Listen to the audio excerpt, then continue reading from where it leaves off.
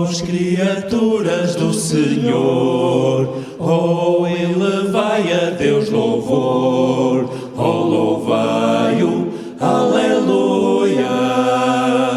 Tu, sol dourado a refulgir, tu, lua em prata a reluzir, oh, louvai-o, aleluia, aleluia, aleluia. Du, du, du, du, du, du, du, du, Em céu a Deus louvar, traído de amor e graças dá. Sim, louvai-o, aleluia. Flores, erguei-vos em canção ao grande Deus da criação. Oh, louvai-o, aleluia. Vós, homens sábios e de bem, dai ao Senhor louvor também. Oh, louvai-o, aleluia. Dai glória ao Filho, glória ao Pai, e ao Santo Espírito louvai. Oh, louvai, aleluia, aleluia, aleluia. Louvai-o, Criador.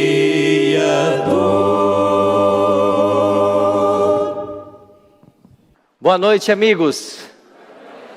Boa noite a você que nos assiste também pela nossa TV Novo Tempo Portugal, você que nos assiste pelo nosso canal no YouTube, Igreja Adventista Central do Porto e também Novo Tempo Portugal. Seja bem-vindo a mais uma noite do nosso programa que fala a respeito dos eventos finais da história da humanidade. Que bom estarmos juntos mais uma vez aqui na igreja para abrirmos a palavra de Deus e aprendermos um pouquinho mais sobre as profecias da Bíblia e os últimos eventos da história humana.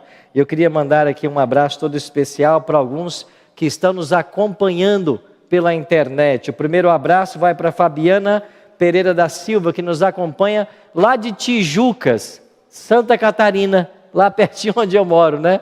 Um abraço carinhoso para você, Fabiana. Também está nos assistindo a Glória Amaral, lá do Canadá. Um abraço a todo mundo no Canadá que nos assiste. Também Daniela Souza Paulo, de Luxemburgo. Um abraço carinhoso para você. E tem alguém que talvez você conheça, que nos assiste lá de Sagunto, na Espanha. É o amigo Rui Bastos. Conhecem ele?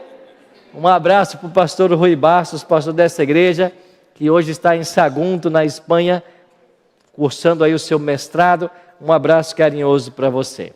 Quer mandar a sua mensagem para o nosso programa? Segue o nosso WhatsApp, 933-93-9291. 933-93-9291. Mande sua mensagem de onde você está nos assistindo. Aproveita para pegar o link do nosso canal no YouTube e partilhar essa live com outras pessoas para que o Evangelho alcance mais e mais amigos.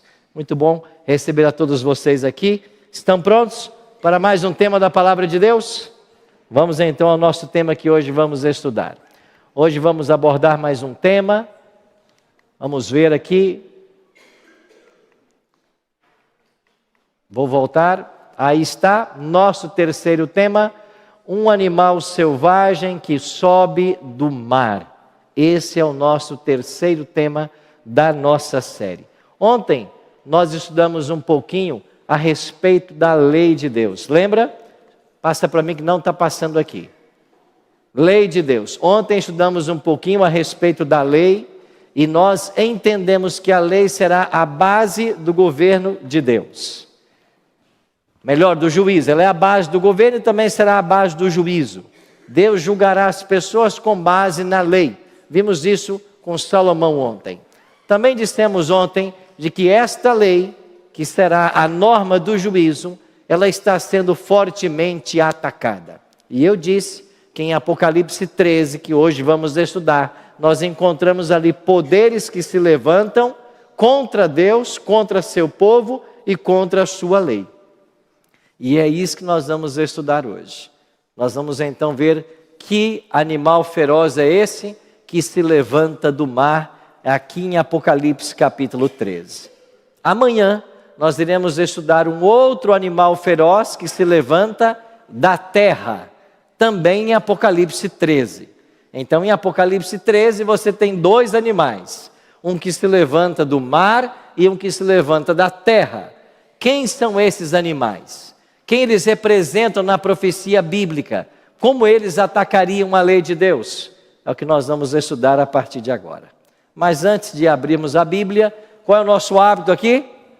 Orar, pedindo a bênção do Senhor para o estudo. Então, se você puder, feche seus olhos comigo e vamos juntos orar. Pai, muito obrigado, Senhor, pelo grande privilégio de estarmos mais uma vez na Tua casa, na Tua presença, para, como irmãos e amigos, estudarmos o Teu livro sagrado. Ele está aqui em nossas mãos. Queremos estudá-lo mais uma vez. Por isso queremos convidar ao Deus Espírito Santo que seja o nosso professor, que Ele possa abrir a nossa mente à compreensão e o nosso coração à aceitação da verdade. Por isso, Pai, fale mais uma vez ao nosso coração. Oramos em nome de Jesus. Amém. Muito bem, vamos então para Apocalipse capítulo 13. Aqui em Apocalipse capítulo 13 nós encontramos dois poderes, como eu falei, um que surge do mar, um que surge da terra. Vamos começar então com o capítulo 13, o verso 1. Vamos ler o texto. Aqui está o controle, pode trazer aqui para mim o controle, está testando? Apocalipse capítulo 13, verso 1. O texto diz assim: Vi emergir do mar uma besta que tinha 10 chifres e 7 cabeças, e sobre os chifres 10 diademas, e sobre as cabeças nomes de blasfêmia. Esta é a visão que João teve.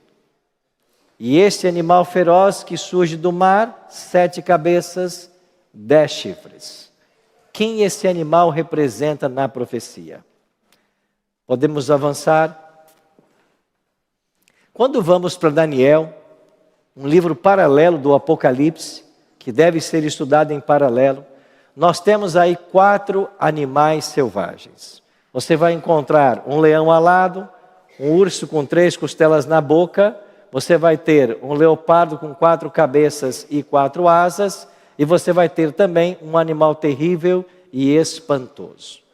Esses animais, em Daniel capítulo 7, eles representam 7 impérios, a começar pela Babilônia. Volta para mim o slide, por gentileza. Controle funcionou?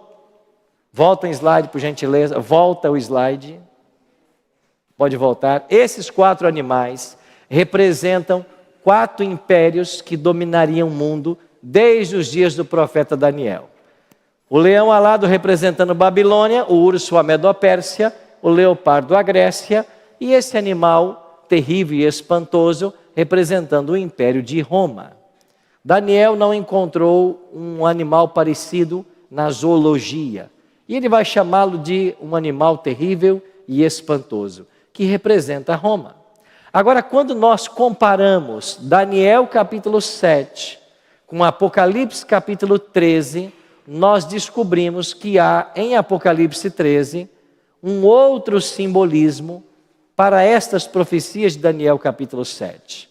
Então vamos fazer uma comparação. Esta comparação nós chamamos de intertextualidade. Aquilo que está em Daniel capítulo 7 se repete em Apocalipse capítulo 3. Você vai encontrar muita semelhança, especialmente num chifre pequeno de Daniel 7.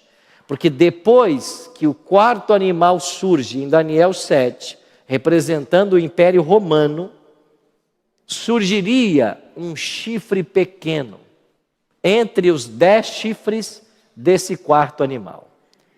Esse chifre pequeno de Daniel 7 é o mesmo poder que se levanta em Apocalipse 13. E quando nós comparamos os dois capítulos, nós podemos chegar a essa conclusão. Olha aqui, no capítulo 7, verso 8 de Daniel, o chifre pequeno tem olhos como de homem. Já em Apocalipse 13, 18, você tem um número de homem. Em Daniel 7, você tem o chifre pequeno que possui uma boca que falava insolências e blasfêmias. Em Apocalipse capítulo 13, verso 5, esse poder tem uma boca que profere blasfêmias. Em Daniel capítulo 7, verso 11, o chifre pequeno é entregue para ser queimado. Em Apocalipse 13, esse animal feroz que se levanta do mar, ele recebe um golpe mortal. Em Daniel capítulo 7, o chifre pequeno faz guerra aos santos. Em Apocalipse 13, esse animal feroz que se levanta do mar, peleja contra os santos. Em Daniel, o chifre pequeno profere palavras contra o Altíssimo. Em Apocalipse, ele blasfema contra Deus. Em Daniel, ele muda os tempos e a lei. Em Apocalipse, ele difama o tabernáculo. Em Daniel, ele age por 3 tempos e meio. E em Apocalipse, ele age por 42 meses. E nós iremos descobrir hoje que 3 tempos e meio em profecia e 42 meses significam a mesma coisa. Ou seja, o chifre pequeno de Daniel capítulo 7 é o mesmo poder que se levanta do mar em Apocalipse capítulo 13. Então a gente descobre que a profecia é uma revelação que se amplia. Quem é esse chifre pequeno? Interessante que em Daniel é dito que ele era diferente de todos os demais que apareceram antes dele. Esse quarto animal tinha 10 chifres, agora surge o 11º, que é o chifre pequeno. O que representam os 10 chifres desse quarto animal?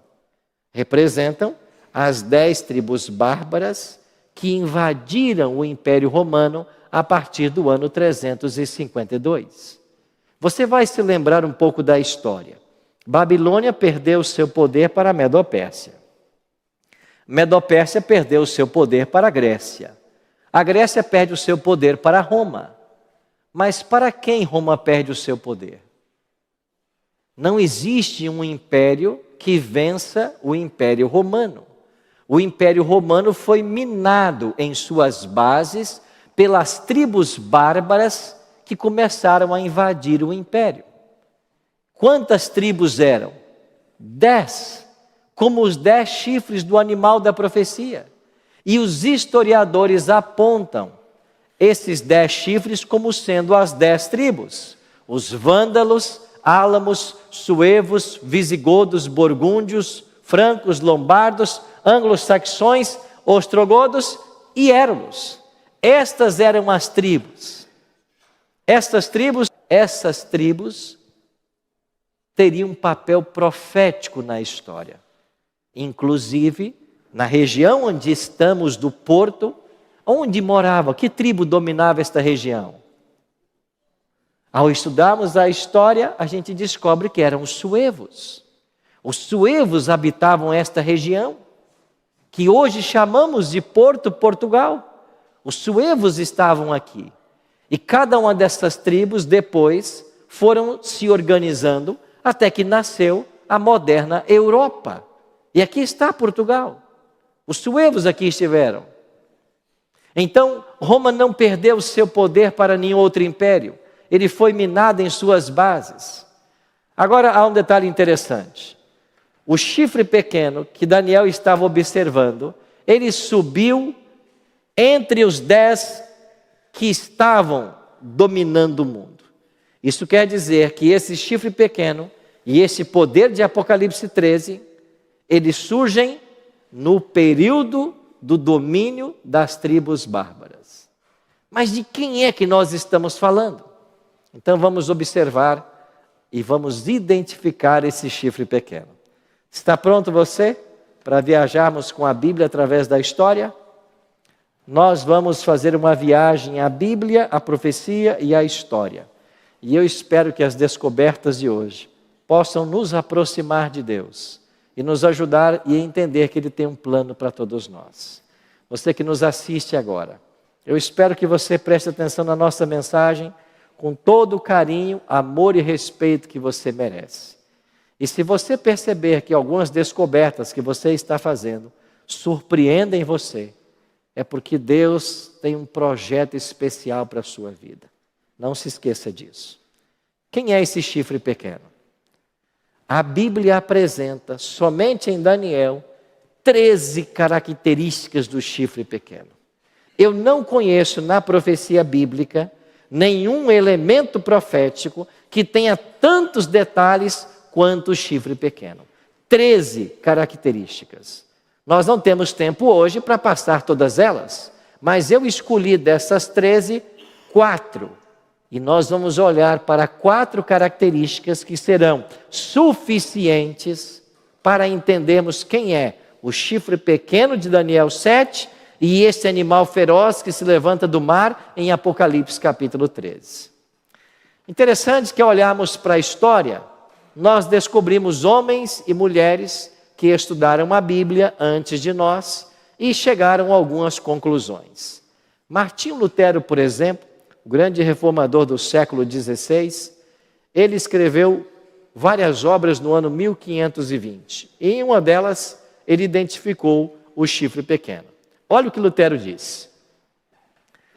Nas obras selecionadas, volume 2, página 289 e 290, assim escreveu Martinho Lutero. Agora vêm eles e fazem do Papa um representante do Cristo exaltado no céu. E vários permitiram que o diabo os dominasse a tal ponto que chegaram a crer que o Papa estaria acima dos anjos no céu e lhe daria ordens, o que na realidade são as verdadeiras obras do verdadeiro anticristo. Sabe com quem Martinho Lutero identificou o chifre pequeno? Com o anticristo, com o papado. Estaria Lutero certo em suas afirmações, lá no século XVI? Vamos para o século XVIII. O próximo personagem, você conhece ele, Isaac Newton. Isaac Newton era um cientista, matemático, estudioso, mas escreveu muito sobre teologia. E no ano 1733 foi publicado póstumamente uma obra de Isaac Newton chamado Revelações sobre as profecias de Daniel e o Apocalipse de João. Eu tenho esta obra em minha biblioteca. Ela foi publicada póstumamente em 1733. E Isaac Newton, na sua obra, ele diz que o chifre pequeno de Daniel 7 e esse poder que se levanta em Apocalipse 13 é o bispo de Roma. Estaria certo Martinho Lutero? Estaria certo Isaac Newton em suas afirmações? E que fique bem claro que quando eles fizeram tais afirmações, não existia igreja adventista. Não havia um adventista sobre a terra. Então a interpretação que nós vamos propor a partir de agora não nasce com os adventistas. Nasce com estudiosos da Bíblia que vieram antes da igreja, que surgiu somente em 1844. Mas vamos olhar então para a primeira característica. Abrindo a Bíblia, em Daniel capítulo 7, verso 8, Daniel escreveu o seguinte: estando eu a observar os chifres, eis que entre eles subiu outro, pequeno, diante do qual 3 dos primeiros chifres foram arrancados. A primeira característica desse chifre pequeno, que esses escritores disseram que é o papado, é que quando ele se levanta, havia 10 chifres, mas 3 dos 10 são arrancados. Quando olhamos para a história, é exatamente isso que nós percebemos. Lembra dos 10 chifres que representavam as tribos? Pois das 10 tribos bárbaras, 7 delas se submeteram à autoridade do bispo de Roma, 3 não. E por que essas 3 não se submeteram? os érolos, os vândalos e os ostrogodos, porque eram tribos arianas. Eram tribos que seguiam a um herege que viveu no segundo século, chamado Árion, e elas acreditavam na doutrina ariana e não aceitavam a autoridade do bispo de Roma. Porque não aceitaram a autoridade do bispo de Roma, os exércitos papais se uniram às outras 7 tribos e expulsaram essas 3 do território italiano. E a última delas a ser expulsa foi os ostrogodos, exatamente no ano 538 de nossa era.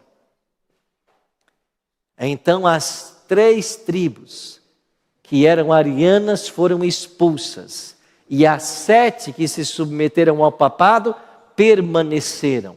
E é destas 7 tribos que virá a organização das primeiras nações europeias. E se você olhar para o quadro, aqui você tem Portugal, e os suevos habitavam esta região, que depois darão origem à República de Portugal.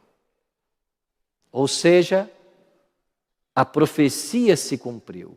E na história, a Igreja Romana se aliou às 7 tribos para expulsar da Itália as 3 tribos que não se submetiam ao seu poder. Na primeira característica, fica claro a influência da Igreja Romana. Segunda característica, em Daniel 7:8 é dito que esse chifre pequeno tem uma boca que fala com insolência.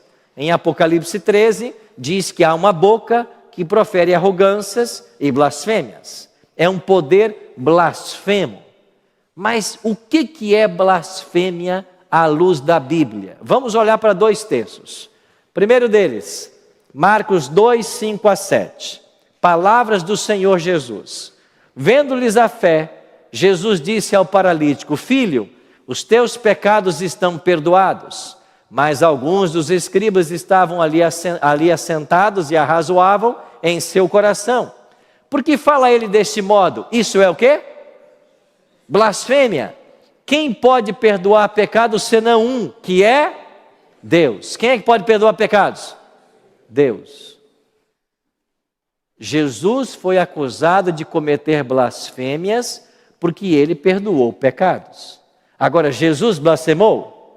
Não. Por quê? Porque ele é Deus. E como Deus, ele pode perdoar pecados. Agora, quem somente à luz da Bíblia pode perdoar pecados? Deus. Mas o que dizem os documentos da Igreja Romana? Cânon Católico do Concílio de Trento, página 440 e 870. Na confissão, o sacerdote tem o poder de confessar todos os crimes cometidos depois do batismo. E quando um criminoso confessa seus pecados ao sacerdote, todos os crimes não são somente perdoados, mas o quê? Destruídos. E o criminoso se torna uma nova pessoa, um santo. Então a ideia de que alguém pode dar o perdão para pecado a outrem, à luz da Bíblia, isto é blasfêmia. Mas pastor, o senhor não está estudando Bíblia. A Bíblia não ensina: perdoai-vos uns aos outros, perdoai os pecados uns dos outros. Sim, a Bíblia ensina. Mas o que tem que ficar claro é que o perdão na Bíblia, ele tem uma dimensão horizontal e uma dimensão vertical. Quando eu ofendo o meu próximo, eu devo buscar dele o perdão. E é desse perdão que o próximo deve me perdoar. Se alguém me ofende, eu tenho que perdoar. Isso é o cristianismo. Mas todo pecado, ele é ofensivo a Deus. E nós devemos confessar todo pecado a Deus. E só Ele tem o poder de perdoar. Então eu confesso para o próximo quando eu o ofendo. Agora, todo pecado eu tenho que confessar a Deus. Mas se você achar que eu tenho o poder de perdoar pecados, e se eu pretendo ter essa autoridade, eu estou o quê? Blasfemando à luz da Bíblia. Eu disse outra noite e vou repetir. Placa de igreja não salva ninguém. Dentro de todas as igrejas, há pessoas sinceras. Se salvarão pessoas de todas as igrejas. Porque qualquer pessoa sincera, que vive à luz da palavra de Deus, ela pode ser salva. E as coisas que vamos dizer essa noite, não é para machucar ninguém, não é para criticar ninguém, mas são verdades que cedo ou tarde devem chegar na sua vida, para que você possa tomar posições. Porque se você não tem o conhecimento de toda a verdade, você não pode tomar uma decisão ao lado da verdade. Há alguns anos eu estava em Roma, na Basílica de São Pedro, lá no Vaticano. E enquanto visitava a Basílica, mais ou menos umas 4 horas da tarde, foi tocado um sino. Se abriram 8 consistórios, confessionários. Filas foram feitas para que as pessoas entrassem dentro de um confessionário e buscassem o perdão do sacerdote. Eu acredito na sinceridade dessas pessoas, que foram ensinadas dessa maneira. Mas não existe poder no sacerdote para perdoar o seu pecado. Quem perdoa o seu pecado é Cristo, somente Ele. Eu disse para vocês que no domingo nós fomos a Santiago de Compostela. E dentro da Basílica de Santiago, lá estão as placas indicando momento da confissão, momento de se confessar, os horários para que as pessoas entrem numa sala e confessem seus pecados. Nenhum homem tem poder de perdoar seu pecado. Só Cristo perdoa. Nós vimos ontem um texto de 1 João 2:1, onde João ensina: filhinhos meus, estas coisas vos escrevo para que não pequeis. Se todavia alguém pecar, nós temos o quê? Um advogado. Aonde? Junto ao Pai. Quem é Ele? Jesus Cristo, o justo. É Ele que perdoa o seu pecado. Você está entendendo? Nenhum ser humano pode perdoar o seu pecado. Mas quando a igreja romana cria a doutrina da confissão auricular, onde atribui ao sacerdote o poder de perdoar pecados, nisto ela blasfema. Você entende por que esses poderes proféticos são blasfemos? Porque eles blasfemam aí. Mas não é só aí. Vamos para um outro texto da Bíblia. Aí está o texto de 1 João 2,9 e também posso ler 1 Coríntios 2,5. Há um só mediador entre Deus e os homens. E quem é esse único mediador? Jesus Cristo. Só Ele é o mediador. Paulo ensina isso em 1 Timóteo 2,5. Próximo texto. O que mais é blasfêmia? João 10, 30 a 33. Eu e o Pai somos um. Quem disse isso? O próprio Jesus Cristo. Eu e o Pai somos um. Jesus continuou. Novamente pegaram os judeus em pedras para lhe atirar. Disse-lhe Jesus: tenho-vos mostrado muitas obras boas da parte do Pai. Por qual delas me apedrejais? Responderam-lhe os judeus: não é por boa obra que te apedrejamos, e sim por causa da blasfêmia, pois sendo tu homem, te fazes Deus a ti mesmo. Mais uma vez Cristo foi acusado de blasfêmia. E por que eles disseram que Jesus blasfemou? Porque ele disse: eu e o Pai somos um. E com isso ele estava se fazendo igual a Deus. Jesus blasfemou? Não. Por quê? Porque ele é Deus. Ele é igual ao Pai. Mas qualquer pessoa que pretenda ser igual a Deus, ou o próprio Deus, com isso ele blasfema. Documentos da igreja. Papa Leão XIII. O que o Papa Leão XIII declarou? Nós, os papas, temos sobre a terra o lugar do Deus Todo-Poderoso. Em latim, vigário. E o que representa vigário? Representante substituto. Isso é o vigário. Quer dizer então que o papado substitui a Deus? Isso é blasfêmia. Mais um documento. Dicionário Eclesiástico Católico de Lícius Ferrari, artigo Papa. Assim está escrito: o Papa é de tão grande dignidade e exaltado que ele é, não mero homem, mas como se fosse Deus, e o quê? Substituto de Deus. O Papa é de tão grande autoridade e poder que ele pode modificar, explicar e interpretar as leis divinas. Modificar. O que quer que seja que Deus ou o Redentor faça, o vigário pode fazer, sem nada contrariar a fé. Isto é blasfêmia. Primeiro, querer ser igual a Deus. Depois, a faculdade de mudar a lei de Deus. Depois, fazer tudo o que Deus faz, sem com isso contrariar a fé. Isso é blasfêmia.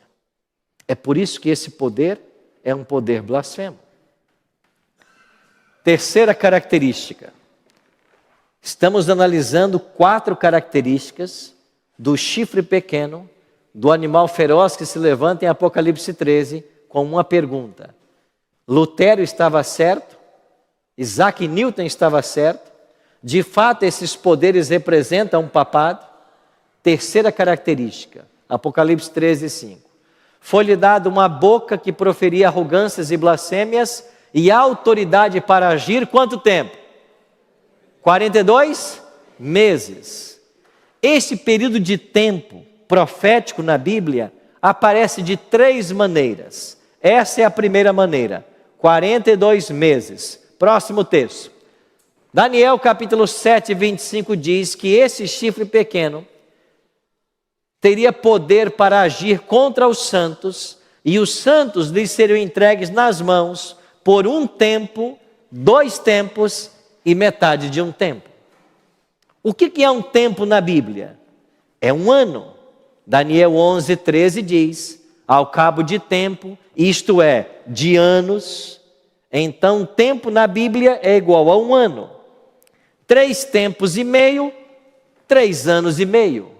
E se cada ano tem 2 meses, 3 anos e meio, 42 meses. O mesmo período que nós acabamos de ler em Apocalipse.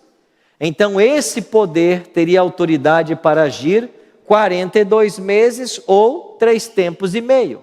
Mais um outro texto de Apocalipse. Apocalipse 12, verso 6. A mulher, porém, fugiu para o deserto. Mulher em profecia representa o quê? Igreja. A igreja fugiu para o deserto. E lá ela foi sustentada durante quanto tempo? 1260 dias. Pega agora 42 meses e multiplica por 30. 1260. Então, são 3 formas de falar de um mesmo período. 42 meses, 3 tempos e meio, 1260 dias. Cada dia em profecia equivale a 1 ano. Aprendemos isso aonde? Números 14, 34, Ezequiel 4, 6 e 7. Então, cada dia profético representa 1 ano literal. Se esse poder atuaria por 1260 dias, quer dizer que literalmente são 1260 anos. Quem se lembra da data que eu falei há pouco, que foi expulsa a última tribo ariana de Roma? 538. Em 538 foi expulsa de Roma a última tribo que não aceitava o domínio papal. Pois aí está o ano do estabelecimento do papado. Olhe para esse gráfico. Nós começamos então, pode passar? Pode passar. Nós começamos em 538, a expulsão da última tribo de Roma, ariana, os ostrogodos, e se viajarmos 1260 anos, chegaremos ao ano 1798. Já em 533, Justiniano, imperador de Roma Oriental, havia declarado o bispo de Roma como sendo o cabeça de todas as igrejas. Em 533, o bispo de Roma foi declarado o cabeça de todas as igrejas, o pai de todas as igrejas, em italiano, Papa. 5 anos depois, 538, os ostrogodos foram expulsos. E agora, o poder do Papa poderia se estabelecer, porque não havia mais nenhum oponente. Aí começou o que a história chama de supremacia papal. E de acordo com as profecias de Daniel e Apocalipse, esse poder duraria 1260 anos. E isso quer dizer que em 1798, algo aconteceria para dar fim à supremacia papal. E o que aconteceu em 1798? No dia 15 de fevereiro, foi preso o Papa. Então, Papa Pio VI, por ordem de Napoleão Bonaparte. A prisão do Papa Pio VI, em 15 de fevereiro de 1798, marca o fim de 12 séculos de domínio. E ao longo desses 12 séculos, o poder papal perseguiu a todos aqueles que ele considerava herege. E milhares de pessoas perderam suas vidas, simplesmente por defenderem e amarem a palavra de Deus. Pastor, isso é verdade? É verdade que o papado perseguiu e matou muita gente? Se não fosse verdade, João Paulo II não teria pedido perdão numa cerimônia no Coliseu Romano pelas pessoas que lá foram mortas, e nem o Papa Francisco teria pedido perdão numa igreja em Turim por todos os valdenses que foram perseguidos e mortos na Idade Média. A própria igreja romana reconhece que ela foi um poder perseguidor durante a Idade Média. Agora escute uma coisa, isso nada tem a ver com os católicos modernos. Estamos falando de um domínio da igreja medieval. Nada tem a ver com os católicos modernos.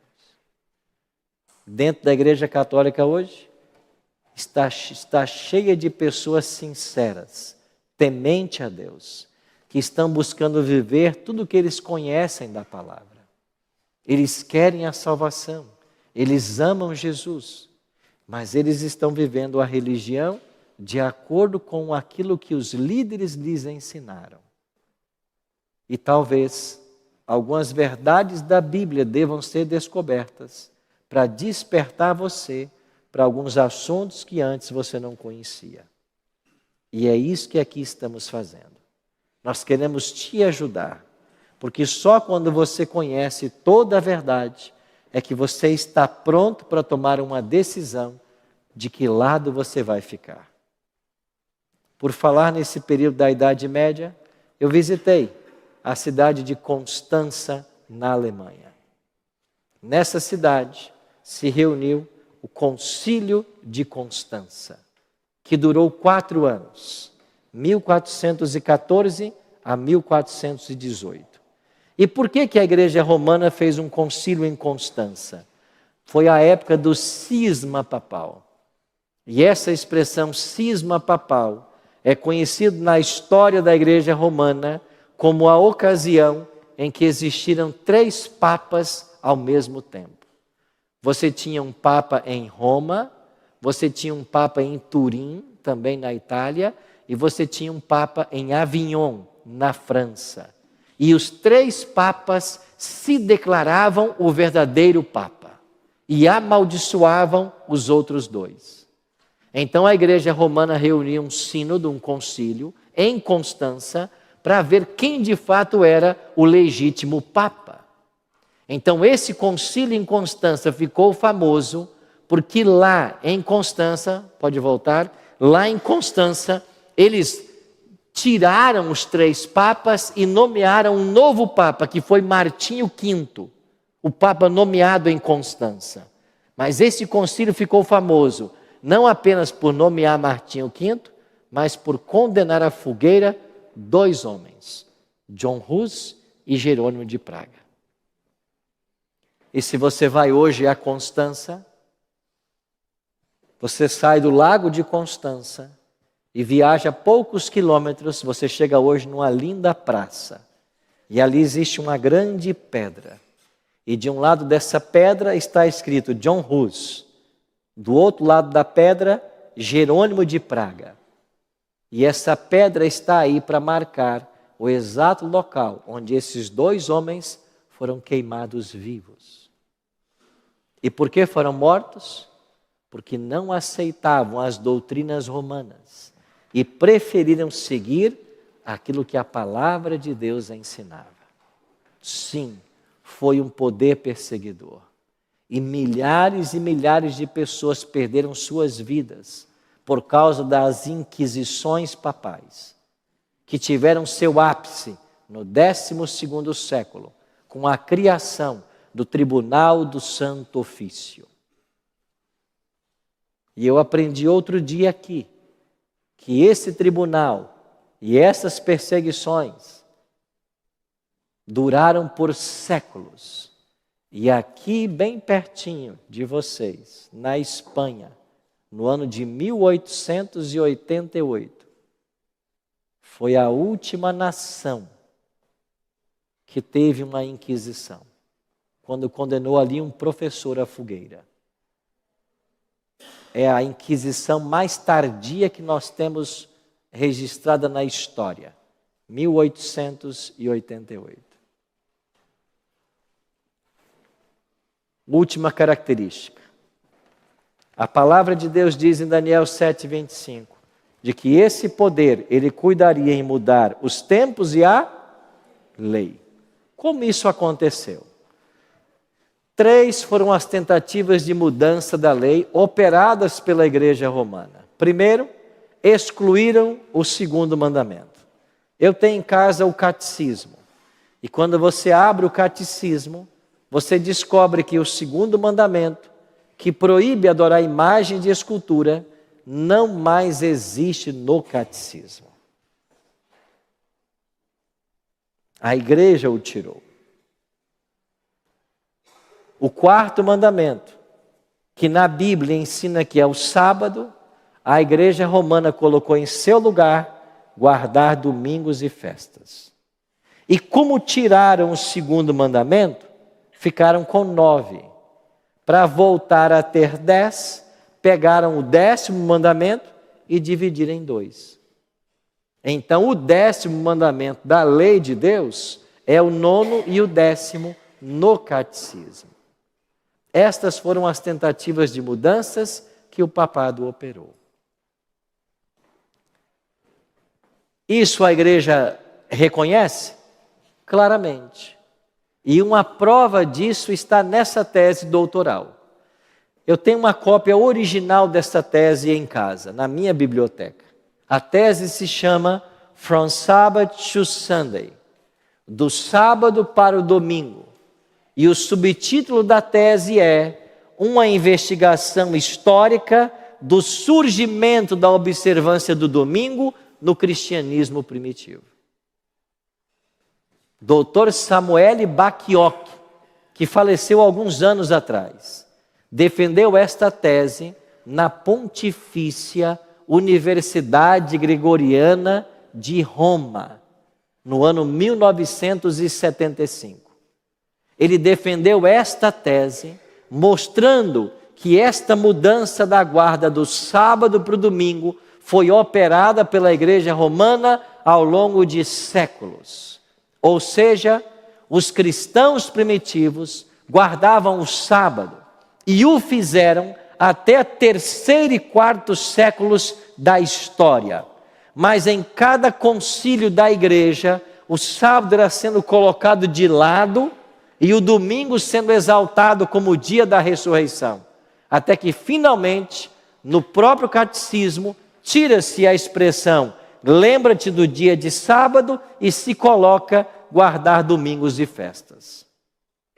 E esta tese, defendida numa universidade em Roma, ela recebe o imprimato do Vaticano.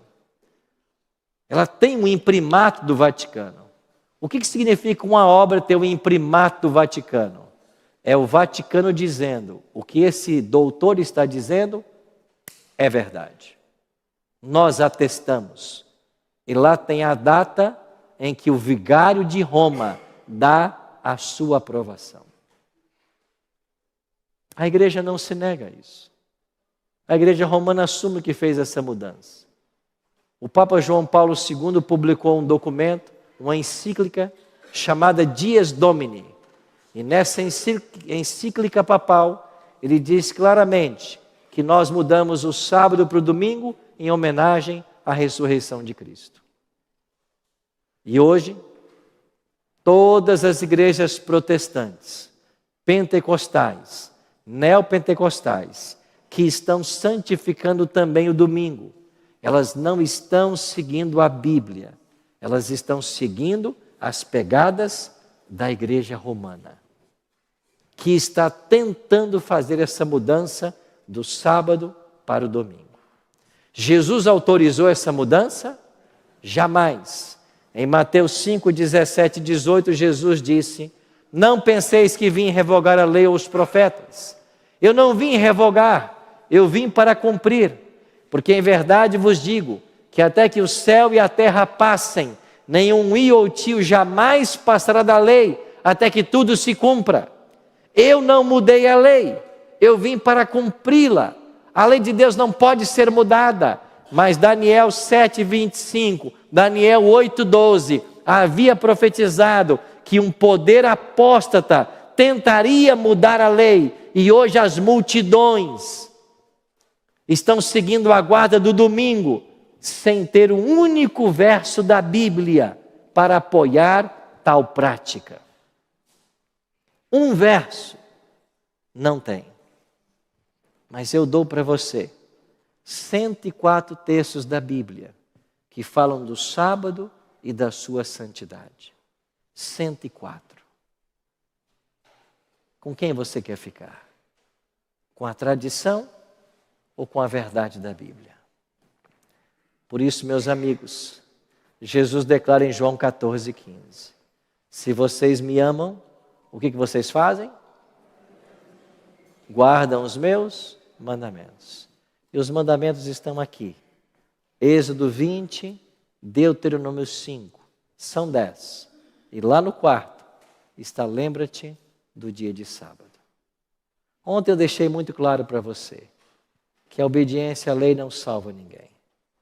Mas nós somos salvos para obedecer. A lei não salva, mas todo salvo viverá em harmonia com a lei, porque ela será a norma do juízo. O que nós precisamos hoje é tomar uma decisão ao lado da verdade. E o mínimo que nós podemos esperar de todos vocês é que, ao voltarem para casa hoje, consultem a Bíblia, tirem suas dúvidas, investiguem com o máximo de zelo possível. Por quê? Porque isto é questão de salvação. Está em jogo a nossa salvação ou a nossa condenação. Mas sabe o que é maravilhoso em tudo isso? É que Deus olha para cada um de nós de forma especial. E Ele está interessado em cada um de vocês. Deus está acompanhando cada passo que você dá, cada progresso que você faz. Deus está acompanhando quando uma nova luz chega para você, como você reage a essa nova luz. Deus está olhando o seu coração para ver a disposição do seu espírito, porque Ele está buscando os seus filhos. É assim que Jesus ensinou lá para a mulher samaritana: mulher, vem a hora, e esta hora já chegou, em que os verdadeiros adoradores adorarão o Pai em espírito e em verdade. E para isso, você tem que conhecer a verdade. Alguns anos atrás, eu tinha classes doutorais numa instituição lá em São Paulo. E num domingo, eu teria que sair bem cedo de casa, tomar um ônibus, ir até a cidade de Campinas, em São Paulo, lá tomar um outro ônibus para a cidade de Engenheiro Coelho, aonde estava a instituição onde eu fazia as minhas matérias doutorais. Acordei bem cedo, ainda na madrugada. Tomei um Uber e fui para a rodoviária tomar um ônibus até a cidade de Campinas, em São Paulo. E quando eu cheguei no guichê, se diz guichê aqui em Portugal, onde vende a passagem? Quando eu cheguei no guichê para comprar a passagem, a moça disse assim para mim: eu não posso mais vender para você, porque o ônibus sairá às 6 da manhã, e agora são 4:45, e o sistema do computador fecha 5 minutos antes do ônibus sair. Ou seja, há 1 minuto o sistema fechou, e eu não tenho como vender a passagem para você. Eu disse: mas você precisa vender a passagem para mim, porque eu preciso pegar esse ônibus 6 horas para chegar lá e ter aulas ainda hoje. E se eu não pegar esse ônibus, eu vou perder todas as minhas classes, porque o outro ônibus só será à tarde. Ela disse: mas eu não consigo vender sua passagem, o seu bilhete, porque o sistema do computador fechou, não dá para abri-lo. Eu disse: mas você tem que arranjar um jeito de me ajudar. Ela disse: vai lá e fala com o motorista. Eu disse: tá bem. Eu fui até o motorista e disse: motorista, eu sei que faltam alguns minutos para você sair. A moça no guichê não quer vender a passagem para mim. Você pode me ajudar? Ele disse: claro que não. Eu não posso colocar você no ônibus, porque quando esse ônibus sair da rodoviária e passar lá no portão, haverá um fiscal. Ele vai entrar e vai contar os passageiros. E se ele contar e venderam 10 passagens e tem 11 passageiros, eu posso ser mandado embora, porque ninguém pode viajar sem passagem. Eu disse: mas o senhor tem que me ajudar, porque eu não posso perder o seu ônibus. E depois de tanto insistir, o motorista disse assim: então faça o seguinte, saia da rodoviária, vá lá para aquela esquina, porque eu vou sair daqui, eu vou rodar o quarteirão e eu vou passar lá naquela esquina. E aí quando eu sair da rodoviária, eu fora posso vender uma passagem para você, em trânsito. Aí eu posso vender. Eu disse: tá bem. Ele saiu por um lado, eu saio correndo pelo outro, com a minha mala. E eu saí com a minha mala correndo, e fui até lá, o local onde ele havia marcado. E quando eu cheguei, ele chegou junto com o ônibus, ele estacionou, ele abriu a porta. E assim que ele abriu a porta, eu me lembrei de um detalhe, e perguntei assim: você vende a passagem no cartão?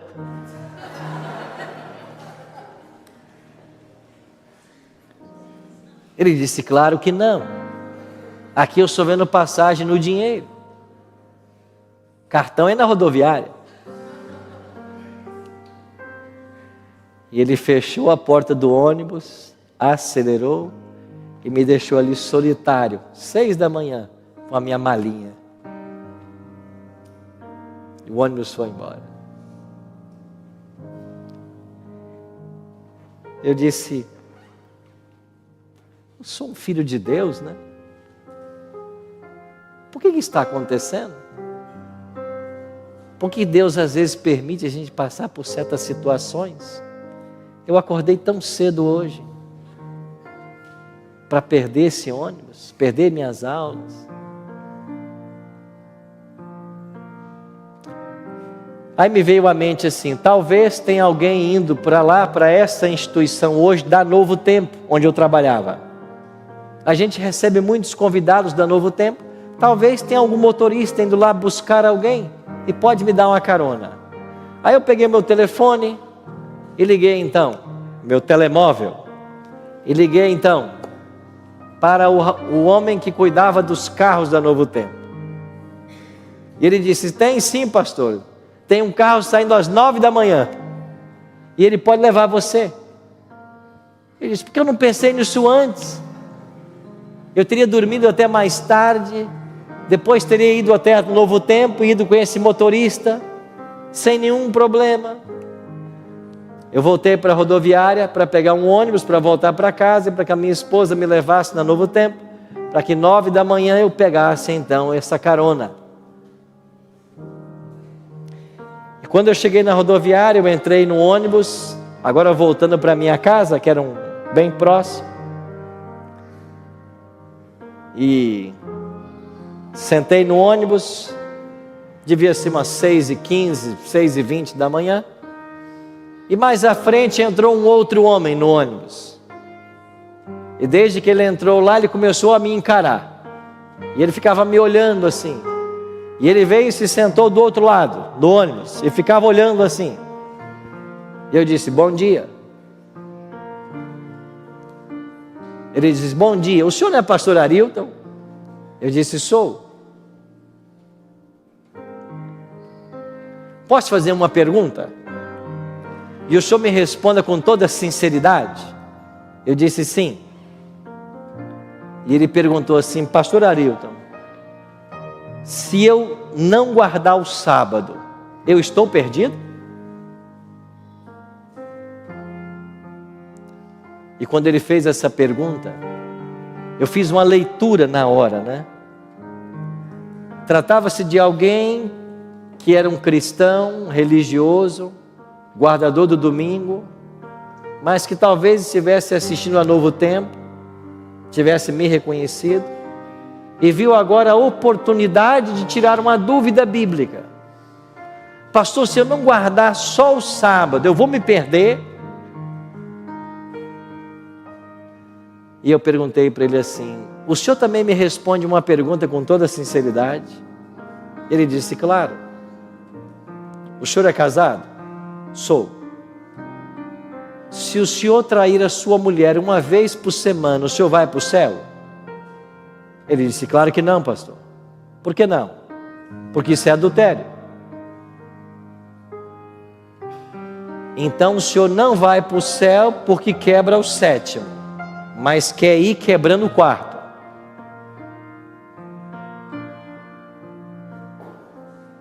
Ele disse, pastor, eu nunca pensei nisso.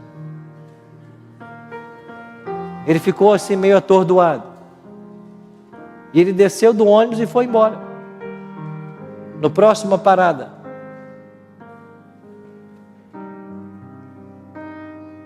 Passaram-se uns 6 meses. Eu voltei para esta mesma cidade para fazer uma semana como esta. E no primeiro sábado, depois de pregar na igreja, eu fui à porta cumprimentar os irmãos. E quando eu cheguei lá na porta, tinha um homem. E ele disse para mim, pastor, o senhor se lembra de mim? Eu disse, me desculpa, não. A gente se encontra com muita gente. Ele disse, pastor, a gente se encontrou uns meses atrás, dentro de um ônibus, bem de manhã cedo. Eu disse, agora me lembro. Era o senhor. Ele disse, sim. E o que o senhor está fazendo? O senhor não disse que tinha que guardar o sábado? Eu estou aqui na igreja faz 3 meses, guardando o sábado.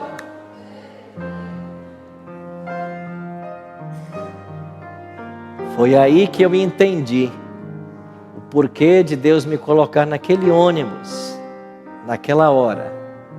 Porque alguém precisava de uma resposta. Talvez você está assistindo esse vídeo agora porque você precisa de uma resposta. Talvez você está aqui na igreja hoje porque você precisa de uma resposta. E Deus tem em sua palavra todas as respostas que você precisa. Mas você precisa ser humilde. Humilde para aceitar aquilo que a palavra ensina. É o que Deus diz, não é o que eu quero. É a verdade que a palavra tem para mim, não aquilo que eu acho. Será que Deus não está convidando você nessa noite a tomar uma decisão pela verdade? Será que o Senhor não está tocando agora o seu coração para se posicionar ao lado da verdade que você está aprendendo? Pensa nisso, enquanto a gente ouve essa música.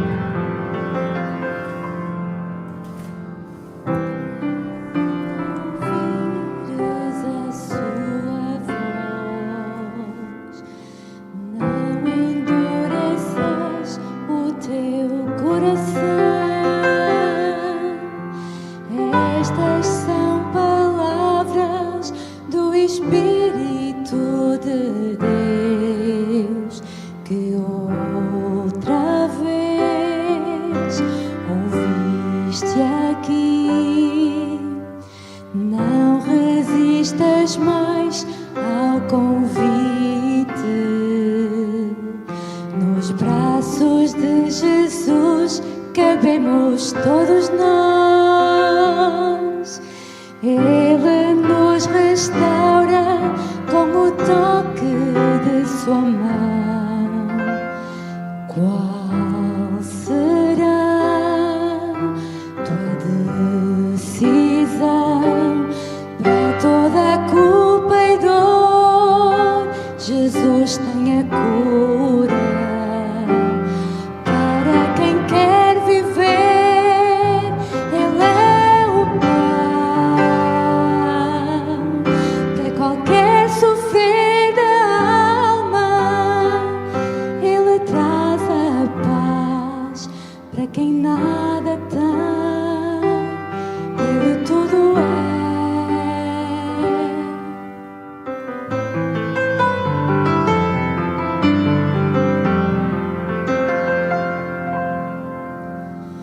Não resistas mais ao convite.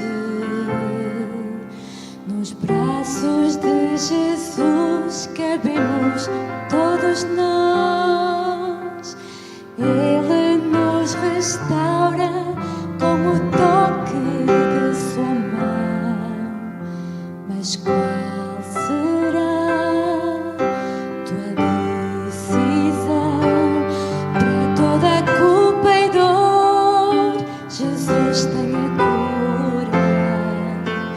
Para quem quer viver, Ele é o pão. Para qualquer sofrer da alma, Ele traz a paz. Para quem nada tem, Ele tudo é. Para toda a culpa e dor, Jesus tem a cura. Para quem quer viver, Ele é o pão. Para qualquer sofrer da alma, Ele traz a paz.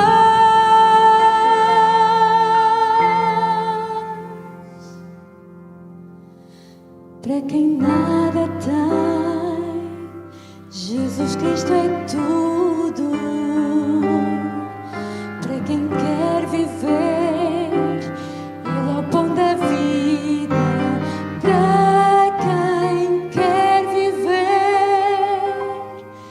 Ele é o pão.